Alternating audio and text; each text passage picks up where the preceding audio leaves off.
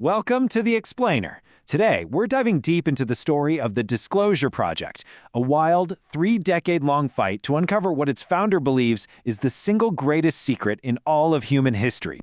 And it all starts with this one sentence, a moment of pure defiance. We're going to follow one man's relentless 30-year quest for UFO disclosure, a journey that kicked off way back in 1992 when he flat out refused to back down from a threat made by the U.S. intelligence community. All right, let's set the scene. Our story really begins in 1990 with Dr. Stephen Greer. He's an emergency room doctor, and he starts this organization called CSETI. Their goal? It was, well, incredibly ambitious, to make peaceful, diplomatic contact with extraterrestrial intelligence. Now, to do this, they developed this really specific set of protocols. They called it a Close Encounter of the Fifth Kind, or CE5 for short. The key here is that this wasn't about just sitting around and waiting for something to happen. No, this was proactive. It was all about trying to establish a genuine, two-way conversation. And then, in March of '92, they had a major breakthrough. Picture this, a Florida beach, a group of about 60 people, and they successfully summon 4 extraterrestrial vehicles. And they get them on film. But you know, an event like that, it doesn't just attract ETs. It put them right on the radar of the U.S. intelligence community. So Dr. Greer gets this order to stop what he's doing, and he refuses. According to our source, the response from the secret group that was apparently managing the UFO issue became, let's just say, very hostile. The approach they took was, well, it's a classic, the old stick and carrot. First came the threat. The head of Army Intelligence, a General Elbert Stubblebine, allegedly calls Greer into a meeting and basically tells him to stop the CE5 work, or else. Then, just a month later, the tune completely changes. The general tries to recruit him. And the offer was, well, it was huge. We're talking $2 billion, money from a secret fund of assets they seized after the Cold War. Greer was told it was all his to manage if he would just stop his own independent work and, join their team. He said no. So at this point, Greer is convinced that this powerful group is deliberately blocking any chance of peaceful contact. So he switches up his strategy. If you can't make progress from the outside, you try to work from the inside. He starts briefing high-ranking officials in the Clinton administration. And what he finds out is just remarkable. According to his sources, it turns out that even the most powerful people in the country were being kept in the dark. We're talking President Clinton, his own CIA director, the heads of major congressional committees. All of them were apparently being denied access to UFO information. From all these direct meetings, Greer comes to this really startling conclusion. He believes the constitutional chain of command had literally been severed, that there was this secret, illegal group operating completely outside the control of the president and Congress. And this is supposedly how they kept it all under wraps. Access wasn't about your security clearance or your rank. It was all about a psychological assessment.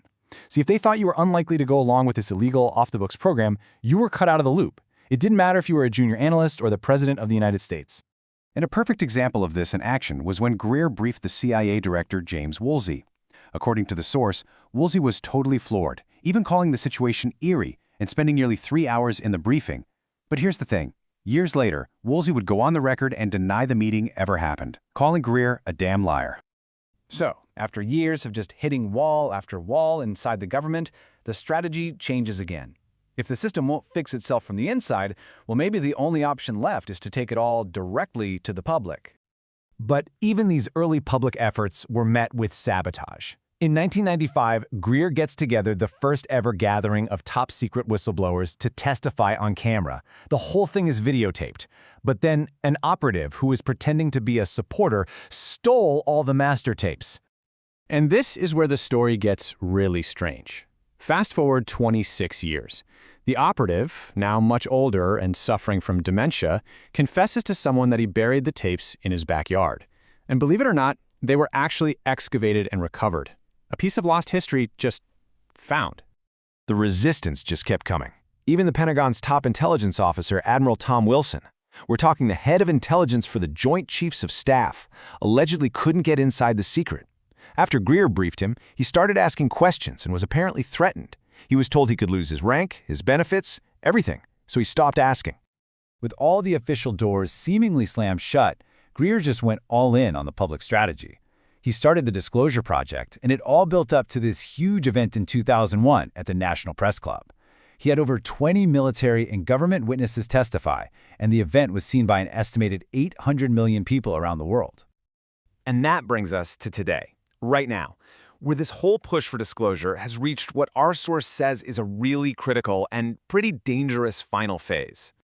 So, in just the last few years, senior staff from the Senate Intelligence Committee, totally frustrated with being stonewalled, reportedly went to Greer for help. At their request, he compiled all his evidence, witness testimony, documents, photos, into this massive database, which he then just released to the public. Now, this cooperation actually led to a landmark bipartisan bill passing the Senate. It would have forced disclosure. But then, in late 2023, the key parts of the bill were just stripped out in the House. And this, as you can imagine, led to some extreme frustration among insiders who are pushing for transparency. According to our source, this failure in Congress has created a really unstable situation. There are now 3 potential scenarios playing out, and all of them are outside of official government control. The first, a strike team of former Special Forces operators getting ready to physically seize control of these illegal UFO sites. Okay, scenario number 2 is what's being called a catastrophic disclosure.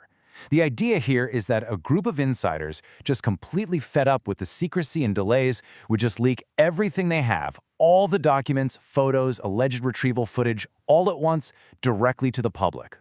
And the third scenario, which the source material calls the most severe, the worst case, is direct intervention by the extraterrestrials themselves. The thinking is that after decades of their craft allegedly being shot down, they might finally decide they are no longer going to tolerate these hostile actions. So after this 30-year saga, a fight that went from peaceful contact to secret government briefings and finally to a public showdown, we're left with this really profound and frankly challenging question. When the official systems fail, who gets to decide when a world-changing secret gets told?